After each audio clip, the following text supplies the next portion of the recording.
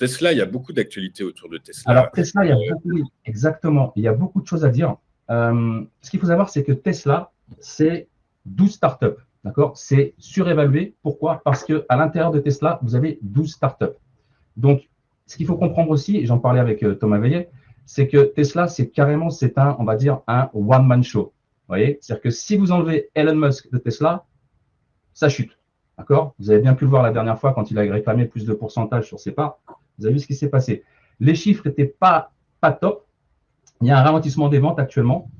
Seul l'Iotto a sorti des bons chiffres, mais ce n'est pas une voiture pure électrique. Il y a eu le lancement de la Renault 5 électrique qui est sortie il n'y a pas longtemps. Peut-être que ça fera augmenter les ventes de véhicules, on verra. Oui, James, moi je dirais surtout qu'on a appris qu'Apple a abandonné son projet de voiture électrique autonome, du coup, pas à force des choses. Est-ce que la firme à la pomme croquée aurait identifié des défis majeurs sur le secteur du véhicule électrique, majeurs, voire insurmontables, d'autant plus, et c'est un peu ça que je voulais vous dire, et dont j'ai l'impression que le marché est en train de se rendre compte, c'est que Tesla et Elon Musk font face à une concurrence chinoise archi féroce que personne n'avait réellement vu venir si tôt, en réalité. C'est vrai, mais comme vous avez pu le constater, Antoine, ce qui s'est passé, c'est que quand Apple a annoncé ça, il n'y a pas eu de short. Ils ont plutôt acheté. Donc, il faut se poser des questions. Il y a des questions à se poser.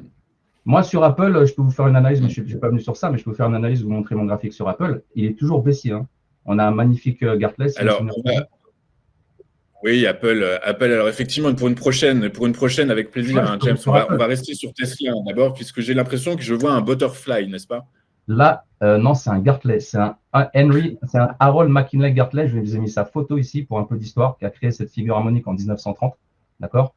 Donc, Tesla, on a une zone ici. Donc, on a une figure harmonique de rebond, de retournement. La zone de PRZ, elle est bien définie. Elle est ici autour des 160, 186. On a rebondi. On a ici une moyenne mobile exponentielle 50. Le cours est proche de la moyenne mobile exponentielle 50 qui correspond, qui converge parfaitement avec le gap de cette date-là du 24 janvier. D'accord? On peut aller la chercher. Potentiellement, il y a de fortes chances qu'on aille la chercher, bien sûr. Puis ensuite, la 200 autour des 223. Ce qu'il faut comprendre, et je voudrais que tout le monde comprenne ça, et là, c'est du mindset. Je vais rentrer dans le mindset. La valeur intrinsèque fondamentale d'une action, c'est très important. La technique, c'est bien. La macro, c'est bien. Le mindset, c'est hyper important. En plus, on a une divergence sur les ROC, je vais vous le dire. Quand vous avez une action, d'accord, qui fait partie des 7 Magnificent, qui prend, allez, on va dire à la louche, je vais vous le faire là tout de suite en live. C'est du live, hein, je n'ai rien préparé. Hein.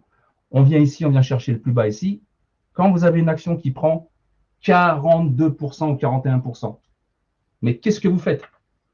C'est les soldes. Donc, ce que vous pouvez faire, vous pouvez avoir une attitude, rentrer en option, en achat de call, sur, par exemple, sur septembre, et acheter, en achetant des calls, vous êtes acheteur. Achat de call, on achète le marché sur les options. Achat de put, on vend le marché, on parie sur la baisse. Là, je me mettrais plutôt, ce n'est pas un conseil, attention, ce qu'on fait là, c'est de l'éducatif, c'est du renseignement, ce n'est pas un conseil en finance, d'accord? Trader comporte de risque, je le rappelle, d'accord? Et vous êtes responsable de vos trades, c'est très important. Là, quand vous avez une action qui prend 40%, bah, une personne comme Warren Buffett, qu'est-ce qu'elle fait? Et qu'est-ce qu'elle dit? Elle dit que dans l'euphorie, comme les marchés sont actuellement hystériques, il faut avoir peur. Et dans la peur, quand le marché a peur, c'est à ce moment-là qu'il faut être opportuniste. Vous comprenez? En plus de Tesla, Antoine, il y a une personne que je suis sur Twitter, par exemple, qui est une personne très peu connue, qui s'appelle Cathy Wood. D'accord? Vous allez sur Ark Invest. Vous regardez ce que Cathy Wood très peu connue, Cathy Wood, effectivement. Oui, Antoine, Cathy Wood, elle est très forte. Pourquoi? Même si ce n'est pas quelqu'un que je porte elle est très orientée marketing quand même. Bien sûr, mais Louis-Antoine, regarde ce qu'elle a fait. Au niveau de son portefeuille, si vous suivez ce qu'elle fait, et c'est ce mindset qu'il faut avoir. Et ça, c'est très important, c'est ce mindset qu'il faut avoir. Elle a vendu, vu que Nvidia est en pleine explosion, elle a vendu du Nvidia pour acheter du Tesla. Et c'est ce mindset-là qu'il faut avoir. Je vous donne un exemple. C'est du money management et c'est du mindset. Si vous avez 10 000 € et que le marché vous fait gagner 1 000 €, quand est-ce que j'encaisse, James, quand est-ce que j'encaisse? Ben, tu encaisses maintenant tes 1000 euros. Et après, qu'est-ce que tu fais avec tes 1000 euros? L'argent que le marché t'a donné, tu le réinvestis sur une autre action, d'accord, qui a une valeur intrinsèque très forte, mais qui est actuellement à la cave. Et je mets 1000 euros sur la hausse. Eh ben, c'est ce qu'elle a fait. Elle achète Tesla avec ses gains d'NVIDIA. C'est ce mindset que vous devez avoir. Quand vous parliez de quelqu'un de très peu connu, je croyais que vous alliez parler de ma grand-tante bretonne qui essaye de trader sur un Macintosh des années 2012, mais du coup, je suis ravi que vous ne parliez pas d'elle. James, je vous remercie beaucoup pour votre œil, vos analyses. Je crois, hein, de mémoire, qu'avant de nous quitter, vous souhaitez nous parler d'un livre en particulier. Moi, j'ai des livres à vous présenter. Il y a un calendrier d'abord sur lequel je voudrais revenir, qui est très important. Bon, ce soir, je fais un live avec Thomas Veillet, ça c'est une chose. Par contre, le 22 mars, il y a le salon de l'analyse technique que mon ami André Malpel organise et que je salue chaleureusement. Il y aura une séance plénière de la FAT. Tous les membres de la FAT seront là, d'accord, et ils vont vous présenter des livres pédagogiques, d'accord, pour progresser en trading, etc., ou pour commencer en trading. Ce sera 3 livres. Ils seront présentés par 3 auteurs, Daniel Cohen-Delara, Denis Desclos et Nicolas Galland. Voilà. Allez au salon du trading, ne serait-ce que pour les rencontrer. Les speakers sont de très haute qualité. Quant à moi, bah, c'est ce soir à 19 h, vous savez où.